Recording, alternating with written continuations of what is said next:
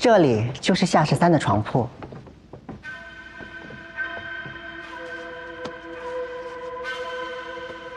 这是他看的？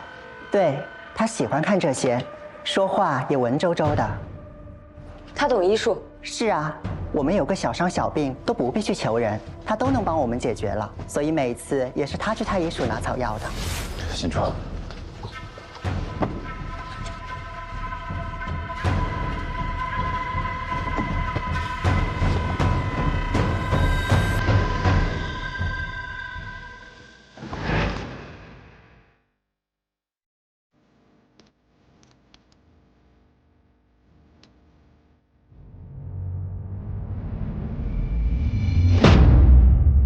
这刀口和停尸房的尸体上是一致的。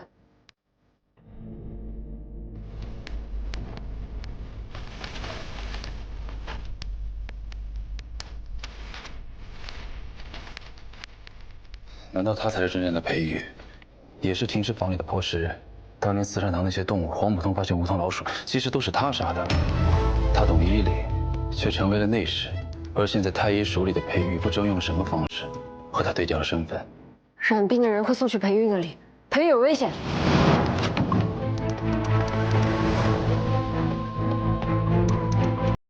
小13没有被送来叶定国。信使找到了，在哪？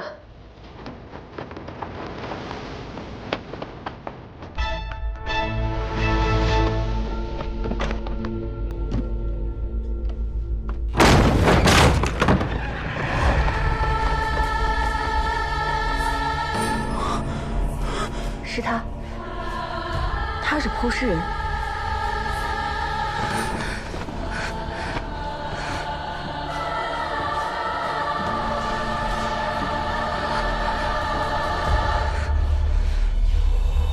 你不是裴玉，他才是。他身患实气，你若不医治，他也命不久矣。何须如此？出去，都出去！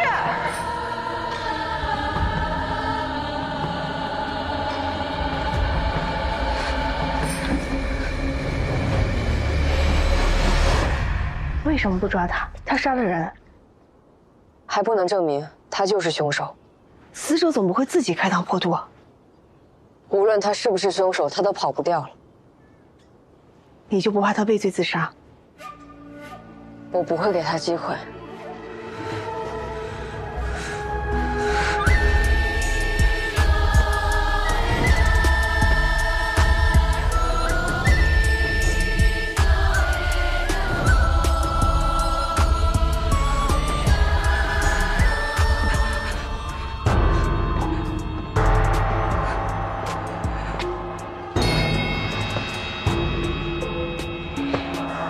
交给太医署，要快，大圣。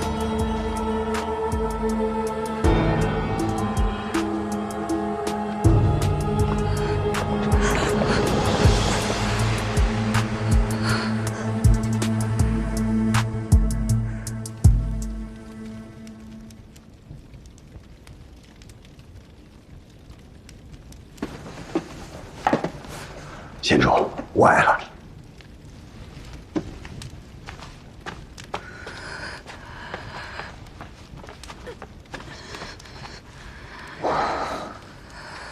药方交给太医署。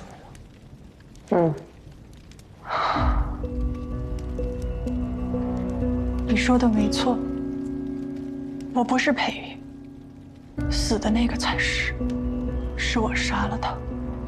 你到底是谁？我叫阿莹，是一个罪孽深重的冒名顶替者。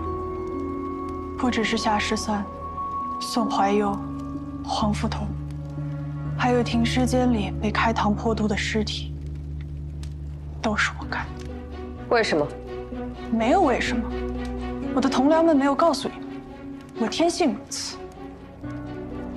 既然如此，我也没有必要浪费时间在此。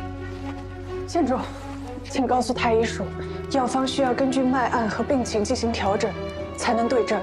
脾胃虚弱者需先服用调理脾胃之药，再用此方。让他们切勿耽搁，救命要紧。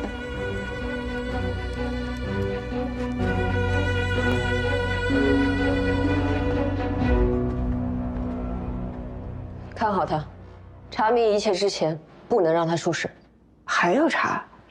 那个阿莹不是都已经认罪了吗？我在内业局这么多年，也没见过这么凶残的场面。说不通。他伪装的太好了，若不是顾司局查出来他冒充裴玉的身份入宫，恐怕还会一直隐瞒下去。那个真正的裴玉为了报仇，化名夏13日入宫做内侍，却反被他所杀，开膛破肚，这绝不是一个正常人能做出来的事。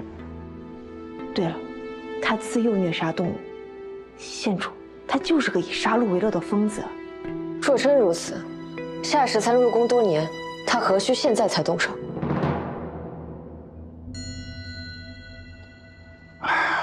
尸体被损毁严重，但躯干部分的切痕是死后造成的，真正的致命伤在这里。人迎穴旁。对，人迎旁是经大脉，这一刀下去，血流如溃堤，有去无回。不愧是医官，下手又准又狠，干净利索。确定是医官所赐？在场不是只有太医署的女医工和这位上师局的内侍吗？这位内侍也曾学过医。伤口在颈部左侧，左深右浅。刀是从右手侧刺入颈部左侧的，不是在死者对面从左侧刺入。裴玉惯用手，也不是左手。难不成死者真的是自杀？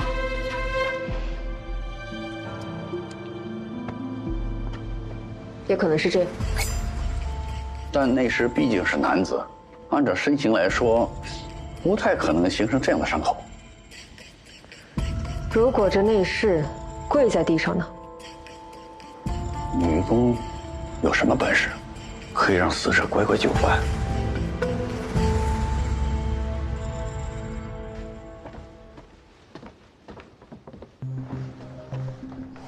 这次现场太过惨烈，本不需太时常来此。和县主一起见多了这种场面，并不会觉得害怕，反而会觉得这些血迹是死者最后留在人间的话，等着我们去解读。可有什么发现？我们赶来时，夏13已死，所以并不知道凶案究竟如何发生。此处血迹最为集中，是夏13被抛尸之处。我原本以为是裴玉，不，是阿莹，将夏13迷晕之后将其控制，随后在此处进行剖尸。但我在此处也发现了血迹，这里应该是夏13遇害的地方，随后被阿莹拖到了光线更好的窗户边上。但我在这里并没有发现拖拽尸体的痕迹。不是这样。死者的致命伤在人迎，刀从此处刺入，会有大量喷溅的血迹，但留在此处的血迹很少，且位置较高。夏13当时应是呈站立姿态。也就是说，是阿莹挡在了夏13面前，挡住了一部分血液。夏13在死前已然染病，阿莹依旧不是他的对手，二人身上也没有搏斗和冲突的痕迹，夏13也并未中毒。夏13是自杀，这是唯一的可能。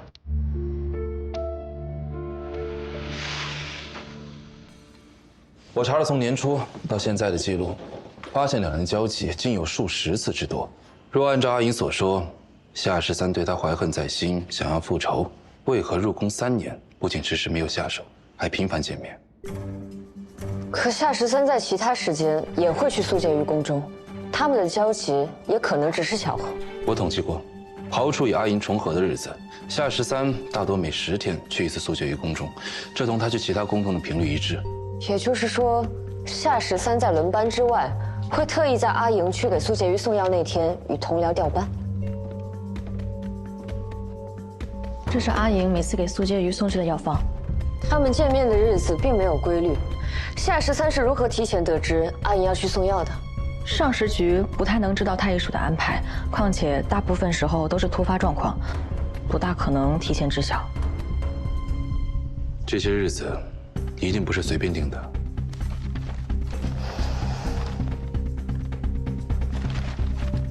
这药是治疗风湿的。阴雨天，上个月的这几日也是雨天，我记得很清楚，清明、谷雨前后两人交集很频繁。其他有交集的日子，只要去太史局查证天气记录便能确定，想必也都是阴雨天。根本不需要私下联络，老天自会给他们信号。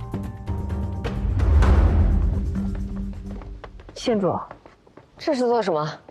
从夏之三身上剥下来的衣物，仵作说怕染病，让我赶紧烧了。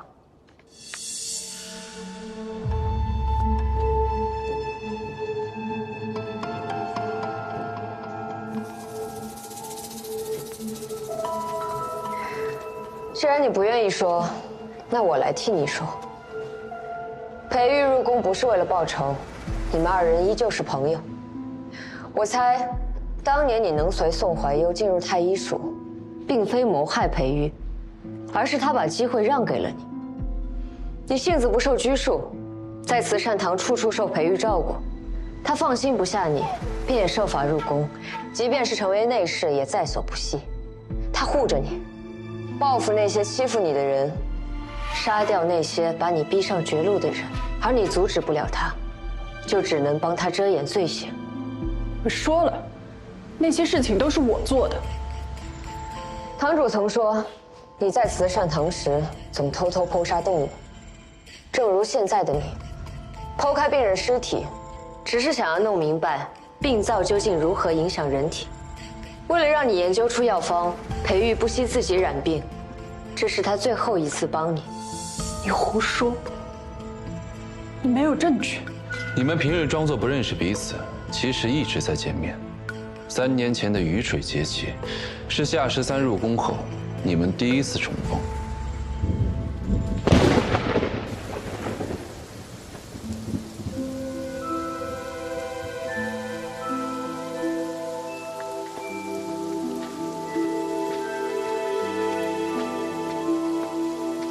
裴一公，大家都在宫中做事，有交集不是很正常。说要这么说，我同太史丞一定也有相交的时候。难道我们也是密友？那如果再加上这个呢？这是在夏13遗物里找到的。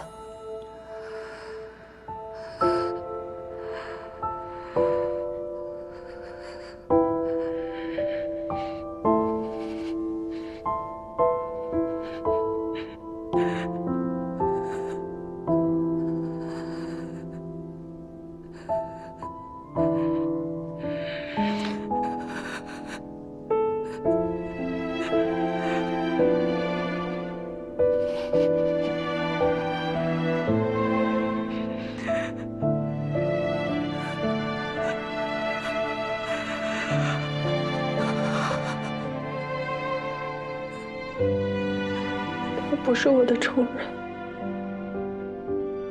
他是我最好的朋友。是你干的，对不对？我们不是说好不能随便见面吗？这太冒险了，快回去。为什么杀他？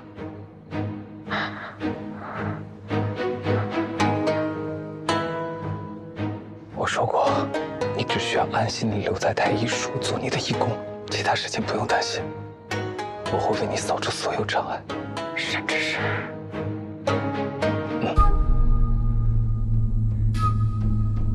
即便你现在不行医了，我们从堂主那里学的都是行医救人，你怎么能轻易杀人呢？你怎么会变成这样？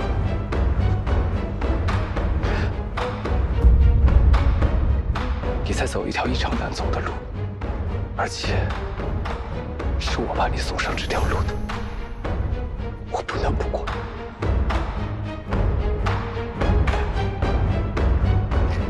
你是女义工，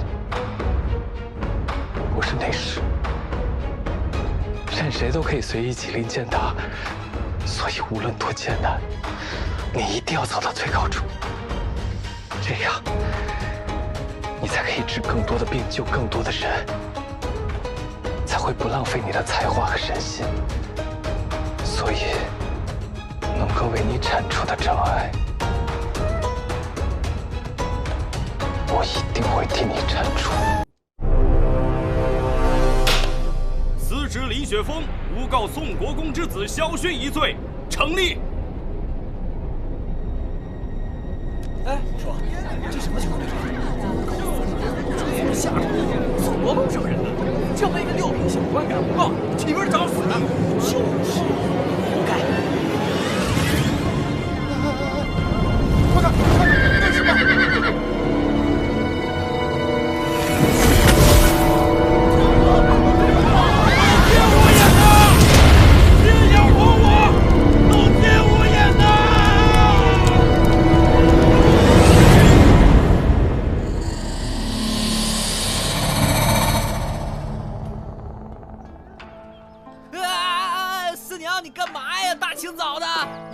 痛了一晚上，我告诉你，我耳朵都快痛掉了。关我屁事啊！赔给我的劣质耳环，你看都红了，疼得要命。没那么夸张吧？不就是红了一点吗？哎，你昨天晚上肯定是揪了一晚上，不红才怪呢。啊！疼啊！还知道疼啊！我知错了，我给你买副真的还不行吗？你每次都这样说。啊！哼！下手那么狠。 你是不是被我骗怕了？这次产生幻觉了？滚！我告诉你，这次要是不给我弄副真的，我弄死你！举秀才，不知书，查孝廉，不别居，谈素清白，说如泥。高策良将，切如鸡。现在乞丐也这么有文化。再来一遍啊！逃犯不容易啊，老子破案赚钱去。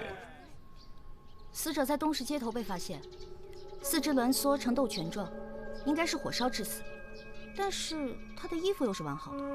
死者名叫彭康，3年前秀才科录的第2名。听说当年他的文章颇受好评。死亡时间推测是昨晚亥时左右，尸体没有任何外伤，还是跟我一开始判断的一样，火烧致死。太奇怪了。是啊，我问过了，案发现场昨天没有火灾啊。那里是不是案发现场还不一定呢。你是说，他可能是在别处烧死，再被运过来的？三炮，调查一下昨晚整个长安城，看一下哪里有火灾。得嘞。哦，对了，老大，我朋友说那彭康啊，可不是什么正经秀才啊。什么意思？这个彭康在坊间是出了名的不务正业，靠写风月之诗赚钱。他早年才华横溢，考上了秀才是不假，可他来到长安城没多久，便沉迷于花花世界，夜夜笙歌。他可是玉琼楼的常客，连头牌林基对他都青眼有加。还有这么丰富的背景啊！那我们去趟玉琼楼看看，查完后烦射箭。大理寺办案，去把林基给我叫出来。官人莫急，我这就去叫。灵儿，灵儿。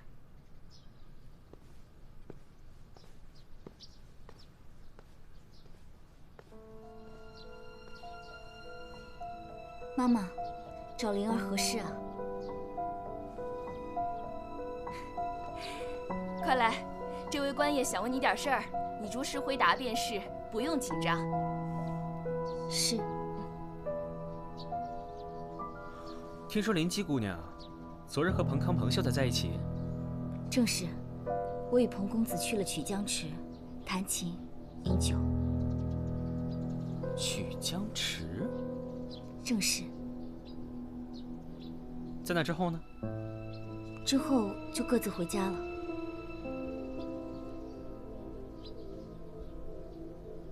那请问林姬姑娘，还记得回到玉琼楼时是什么时辰吗？差不多，快到戌时了。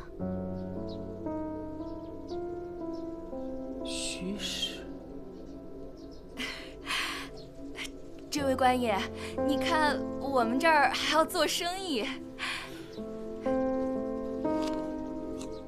昨晚彭秀才跟你在一起时，有什么异常吗？没有，跟往常一样。我问完了，打扰了。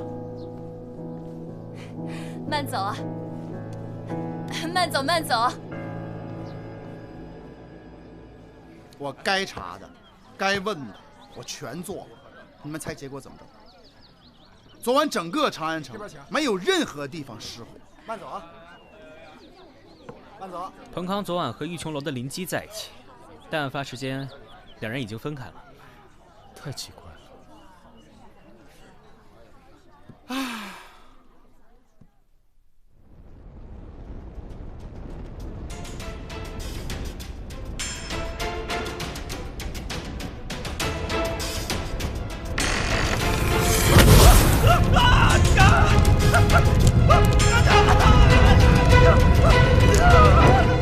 死者名叫刘知杰，尸体被发现的地方就在死者家附近。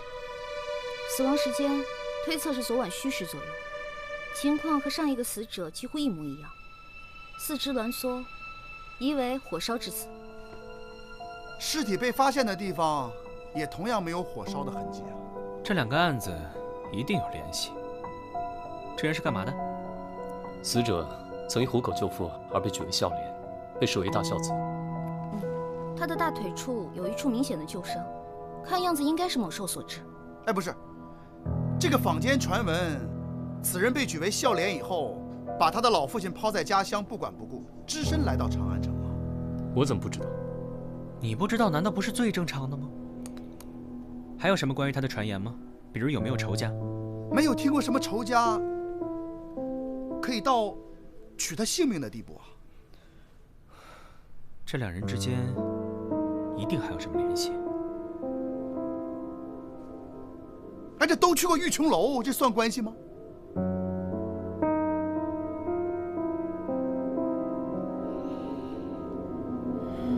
应该算。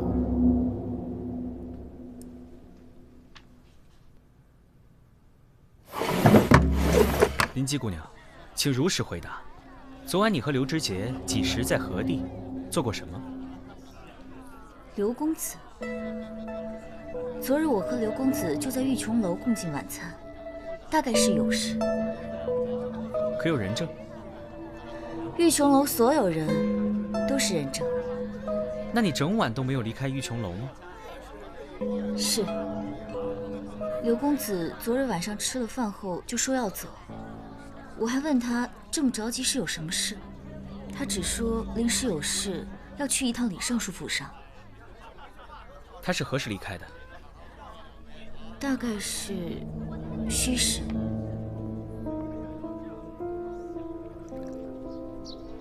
怎么回事？到底还要我们等多久？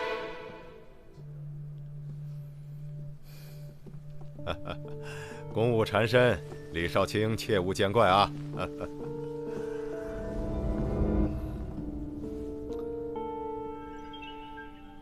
既然已经等了这么久，就恕我直说了。今早，孝廉刘知杰的尸体被路人发现，我们刚得知他昨日来尚书府上拜会过。刘知杰，听下人提起过。什么意思？最近我公务繁忙，昨日刘知杰上门时，我根本无暇顾及。李尚书的意思是说，还没有跟他见过面，他就离开了吗？正是此意。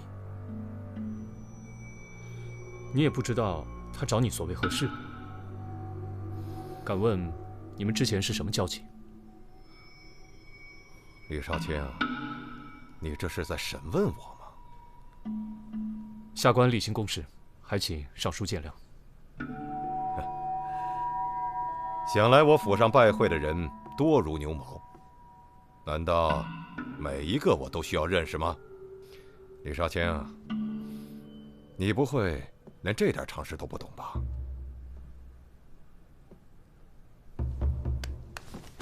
唉，李尚书莫生气，我已经吃好了，走吧。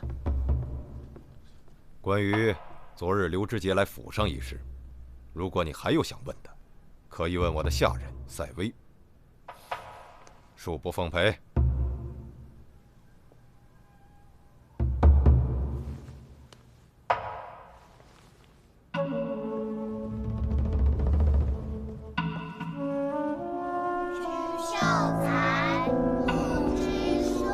昨天刘知杰几时离开府上的？大约是不到戌时的样子。你是怎么记得他离开的时间呢？当时他刚走没多久，外面的接鼓就响了，所以我记得。含情清白浊如泥，高策良将切如鸡。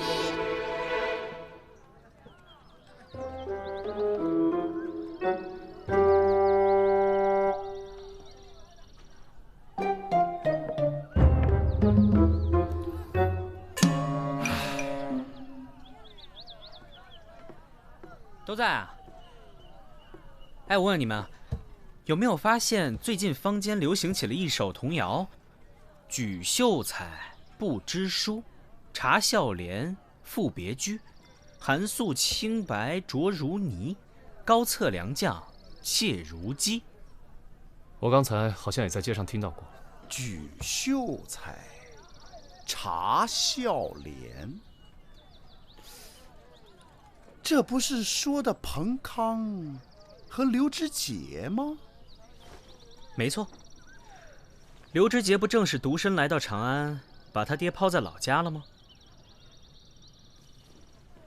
赋别居，这什么童谣啊？这么可怕！可是这秀才不知书不大对啊。科举的明经与进士可能存有舞弊现象，但秀才不可能。正是由于秀才过于难考，这每年报考人数逐年减少。你就不能别这么正经吗？这个彭康都已经写风月之诗赚钱了，也算是某种程度上的不知书了，好吗？照这么想下去的话，那后面两句你是代表两个人喽？有可能。寒素清白浊如泥，高策良将切如鸡。这怎么想啊？这范围也太广了。三毛，这尚书府的下人说刘知节大约是不到戌时的时候离开的，而刘知节的死亡时间是在戌时左右。可是从尚书府到刘知节家，最快也得1个时辰吧？对啊，这也是一个问题。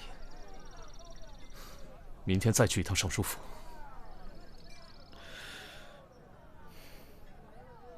四娘呢？她说她去看耳朵，回来收拾你。喝的茶记账，我先走了。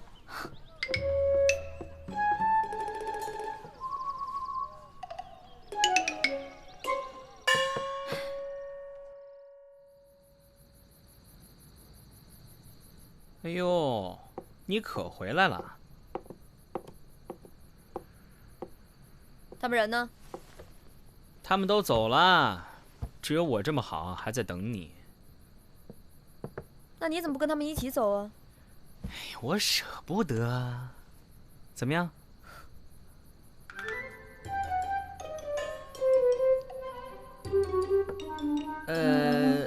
你今天去看的医师，怎么说？别提了，我要被他气死了。怎么了？我就跟他说我耳朵疼，我疼了一晚上，又红又肿。我问他我耳朵是不是有什么问题，他就瞄了一眼，说我耳朵没事儿，然后直接问我最近有没有吃什么蕈类。我当然是没有啊，我上哪儿去吃什么蕈类啊？他就说我耳朵可能没事儿，我人可能中毒了。那最后他怎么解决呢？他让我观察观察。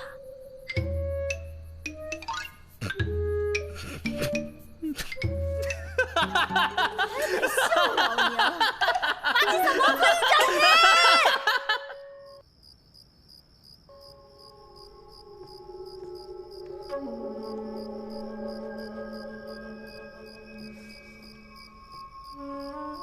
赛薇，赛薇，夫人，主人还没回来吗？是的。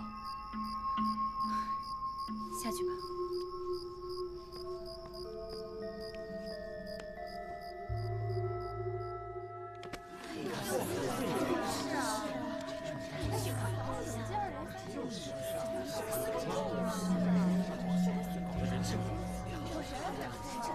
李慧，啥？不，这什么情况？初步看来，和之前2具尸体的死因是一样的。这我也看出来了，说点别的。别的没有。怎么又死了？一个秀才，一个孝廉，一个尚书，这不正是那首童谣吗？举秀才不知书那首童谣。是啊，查孝廉，赋别居，寒素清白浊如泥，这不就是在说贪官理贿吗？你小心点说话，不怕掉脑袋啊？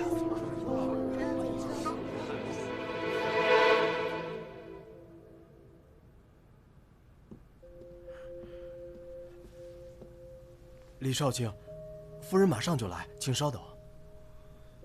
这个尚书府跟我想象中不太一样啊，我还以为得哭倒一大片人呢。他们难道还不知道？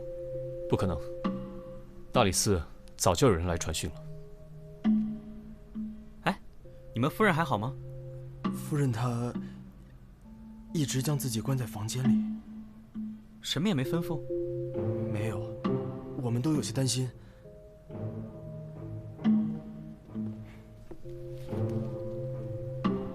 李少卿，让你们久等了。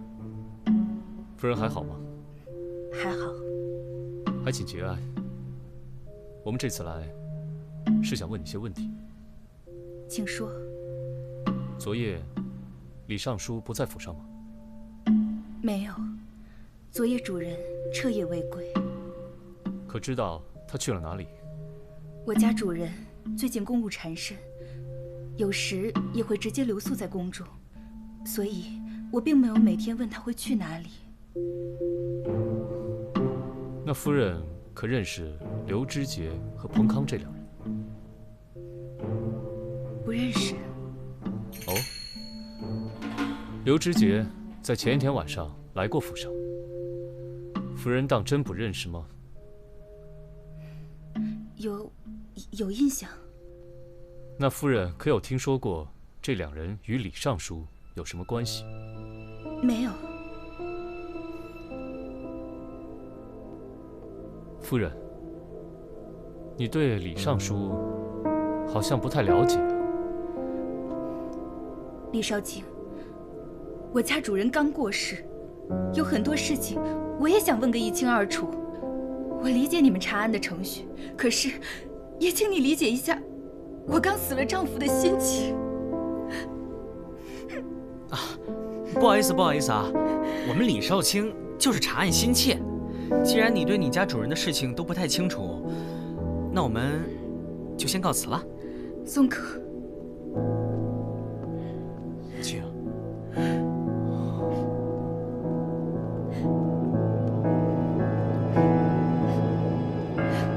你今天这样问，什么都不可能问得出来。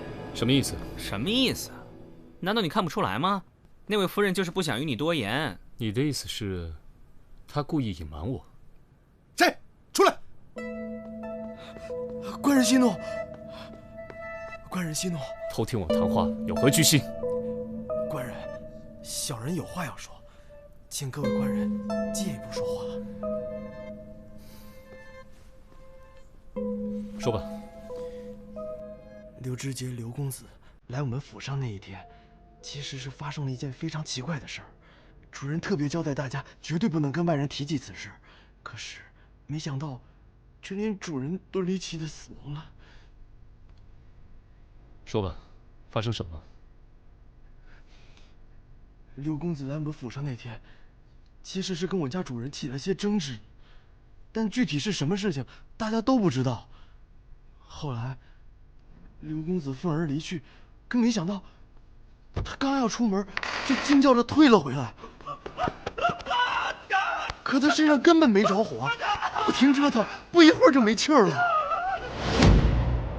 刘知节是死在你们府上的？是，但我们都不知道他为什么突然就死了。他死前嘴里一直喊着着火了。对呀，可是哪来的火呀？他就像被什么东西附身了一样。尚书夫人也知道。是的。那昨天晚上李尚书去了什么地方，你知道吗？他去了玉琼楼。玉琼楼。主人其实不常去这些地方，你们下人私底下还讨论来着。昨晚上是玉琼楼的头牌林姑娘最后一次亮相，听说玉琼楼里是人山人海的。你还有什么要说的？小的知道的就这些。行了，走吧。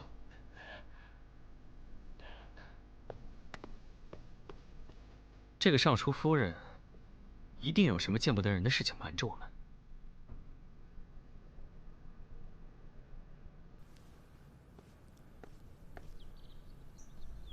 林七姑娘，请跟我们去一趟大理寺。得罪了。我为什么要跟你们去大理寺？是有什么证据证明我做过什么吗？接连死去的彭康、刘知节、李慧，都在案发当晚见过你。现在，你还敢说跟你无关吗？官人，刘公子和彭秀才在案发当晚的确都与我见过面，可我也早就说过，他们在发生意外的时候我都不在场。至于你说的那个李慧，我并不认识。李慧，李尚书，昨晚也在玉琼楼。昨晚是我最后一次演出，前来捧场的客人不计其数。我想，这位李慧、李尚书也许是其中一员，可我并不认识啊。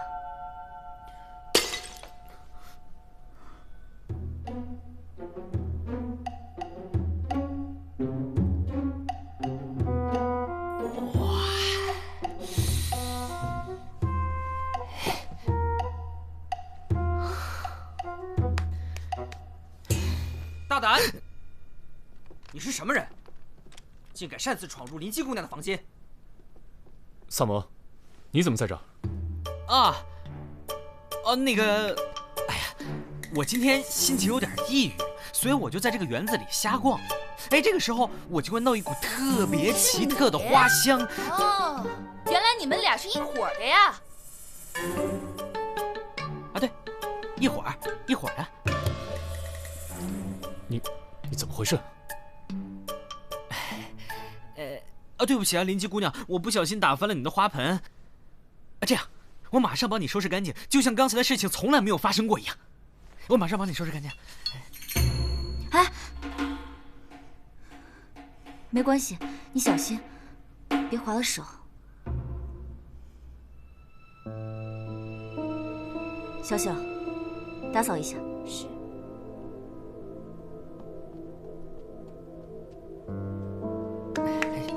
谢谢啊。哎呀，你这房间真不错啊，阳光充足，真是适合养盆栽啊。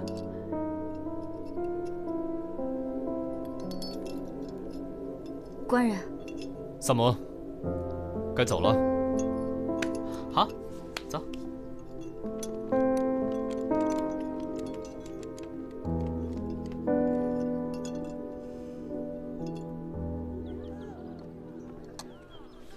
双燕，来，去吧。好。哎，你让双叶干嘛去？饭都不让人吃。干嘛神神秘秘的？到时候你们就知道了。好饿呀！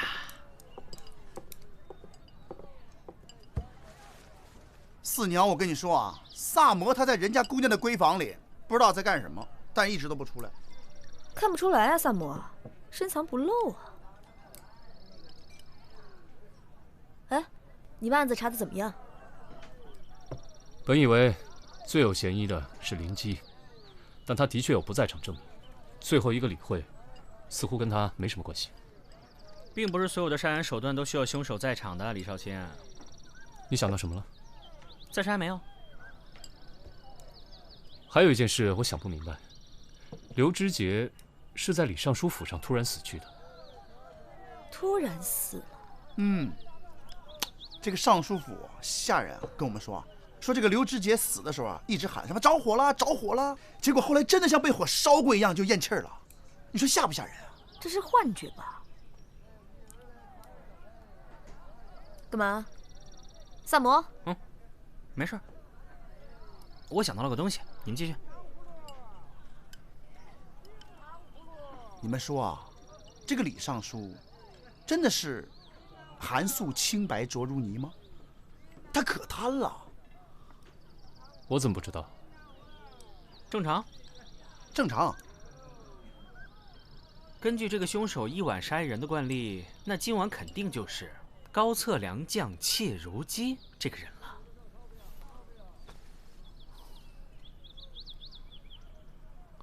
良将？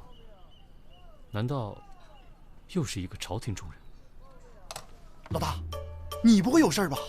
哎，三炮的意思是说你是切如鸡哦。嘿嘿嘿。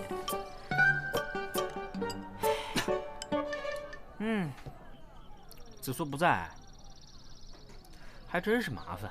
哎，你们的卷宗查的怎么样？他们有没有关系啊？我们俩呀，昨晚把大理寺的卷宗翻了个底儿朝天。那彭康跟刘志杰一点关系都没有，而且他们跟李慧也一点关系都没有。如果他们过去真有什么不可告人的秘密，李尚书绝对有能力销毁案底。三炮，你去通知子苏，我有事找他。好。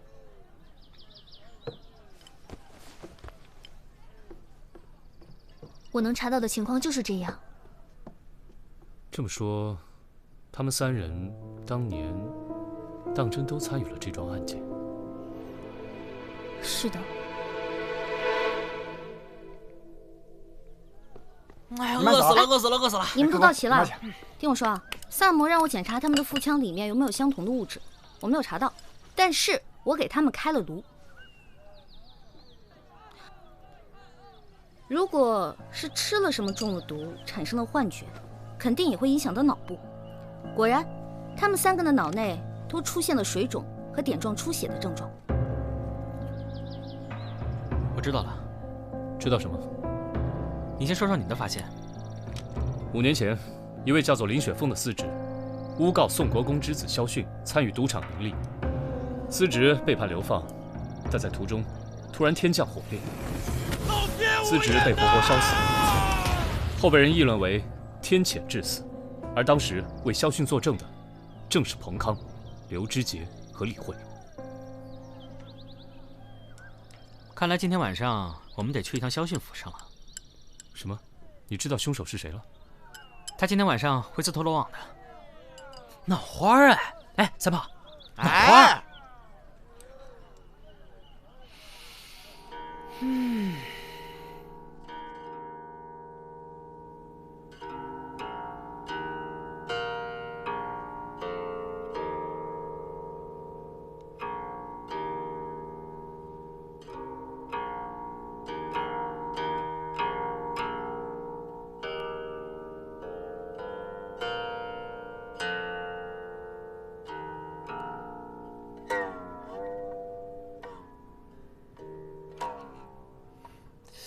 真是赏心悦目啊！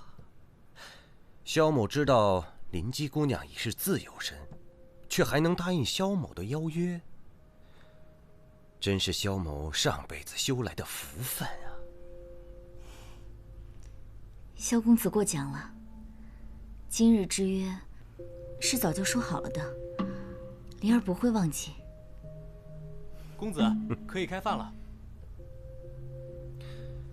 上菜。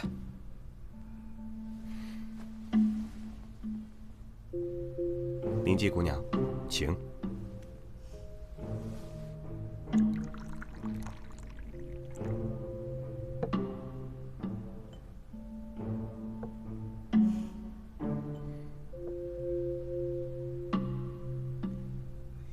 让开！哎，李少卿，您不能进去。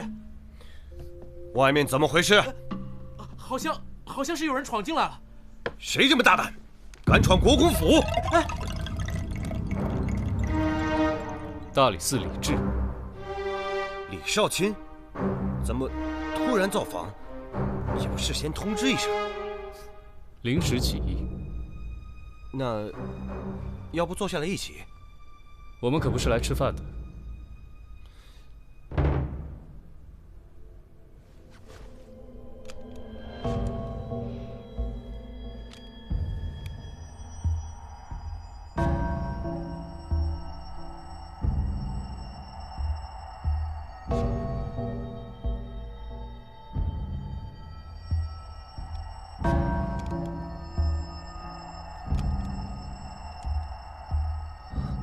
老大，银针变黑。萧公子，你可要感谢我们了。这就有毒！你要杀我！我与你无冤无仇，你为什么要这么做？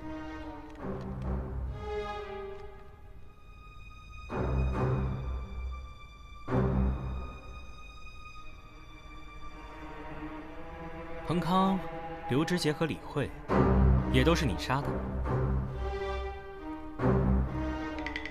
是我。为什么？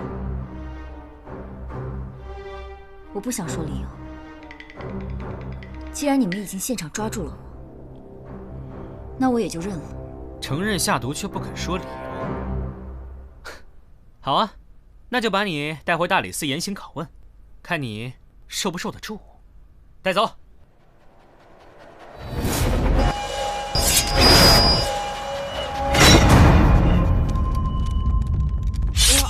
血呀，血呀！我流血了！主人，血呀！血啊！叫大夫，叫大夫！哼，真是高策良将，切如鸡呀！老大，抓到了，过去。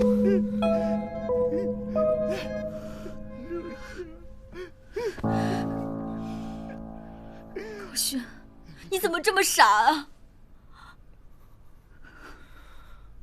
我怎能让你替我认罪？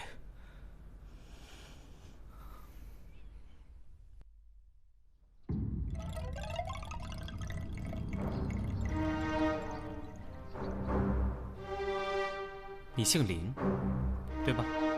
姓林，名高轩。童谣是你散播的，对吗？你是通过童谣知道的第4个人是萧训？不是，童谣只是为了增强天谴之死的效果吧？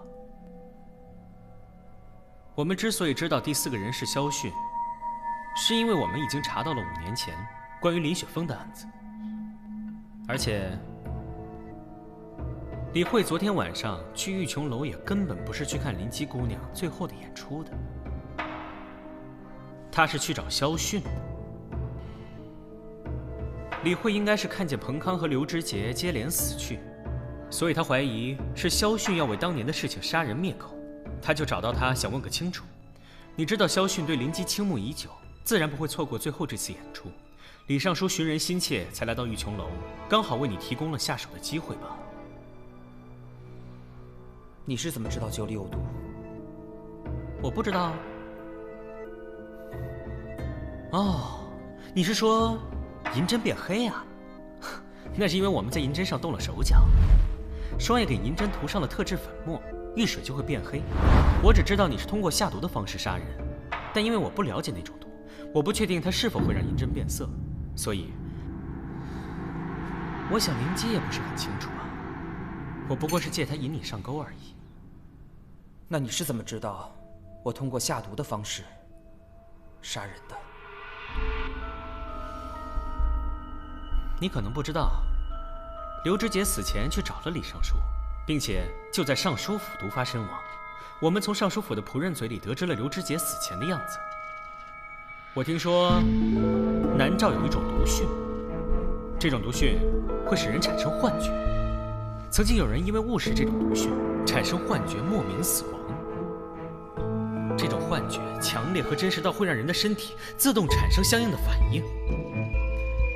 于是乎，我大胆地猜测刘知节就是中了这种毒讯的毒，才产生幻觉而死。因为只有产生幻觉，才会使他的大脑受损。果然，他们3个的脑内出现了水肿和点状出血的症状。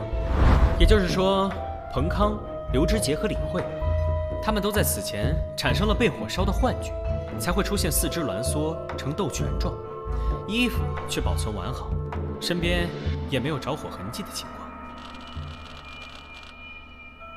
你们因为听说了这种毒讯，就确认我是凶手。你们大理寺判案，依然是那么异想天开啊！当然不是，我在林姬房间里发现了几盆长势喜人的植物。我马上帮你收拾干净。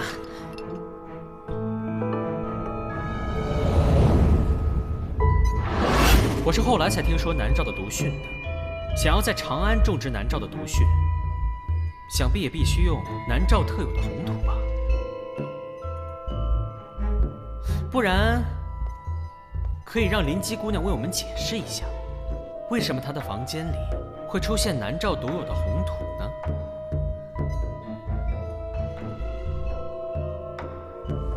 知道了杀人手法，也锁定了嫌疑人，林姬的确有很大的嫌疑。可是，我在你的房间里还发现了2样东西：一把同心锁和一块绣着一个林字的罗帕。而且你正当红，却为自己赎了身，这都证明你早已心有所属吧？我本来以为你手帕上的林字是自己的名字还没有完成，可当我知道5年前林雪峰的案子之后，才知道你心中的那位林公子，应该才是这整件事件的始作俑者吧？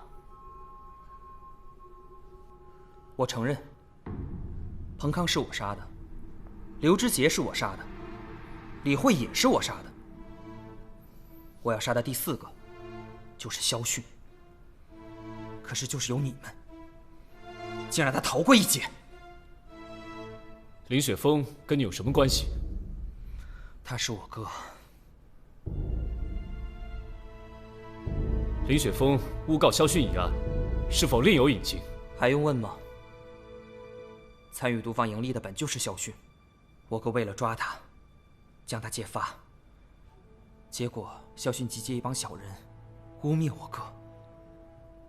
大理寺判我哥诬告罪名成立，在流放途中被这帮小人活活烧死。这就是你们判的案！我哥是我们林家衰落多年后第一个进入大理寺的人，当时家中所有人都视他为林家东山再起的希望。没想到，他被人诬陷，还被那些恶毒之人赶尽杀绝，落得天谴之死的恶名被逐出族谱，一条无辜的生命就这样陨落了。我当然有理由为我哥报仇。这些人是对是错，自有律法定夺。若都像你一样要替天行道，那这世上还有没有王法？你还好意思跟我谈王法？就是因为你所谓的王法，我的哥哥无辜死去，我的父亲因此郁郁寡欢而病逝。大理寺的高官呢，一任接着一任，试问有哪一任曾为他们错判的案子悔恨内疚过？说到底，拍下惊堂木的是你们，只要错判一个，你们就是刽子手。你们若真的做到秉公执法，世上还会有冤魂吗？既然律法如此无用，何不让我亲自审判这些罪孽深重的人？我认罪，但我没错。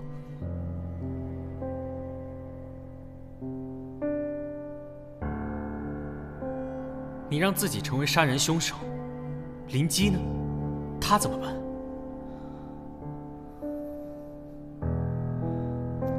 林姬自始至终都不知道我哥的事情，她只想好好跟我过日子。我唯一对不起的，就是她。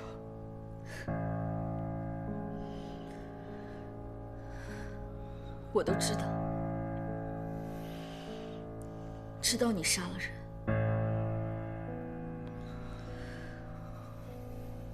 但我不问你，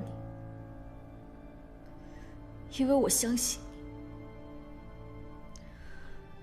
铤而走险做这些事，一定有你的理由，所以我选择替你隐瞒。所以，我也算有罪吗？林姬，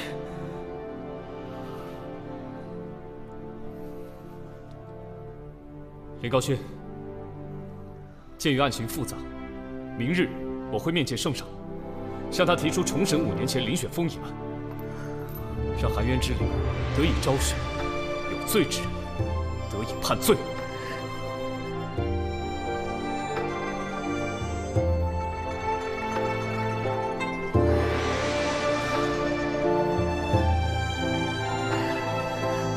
谢官人。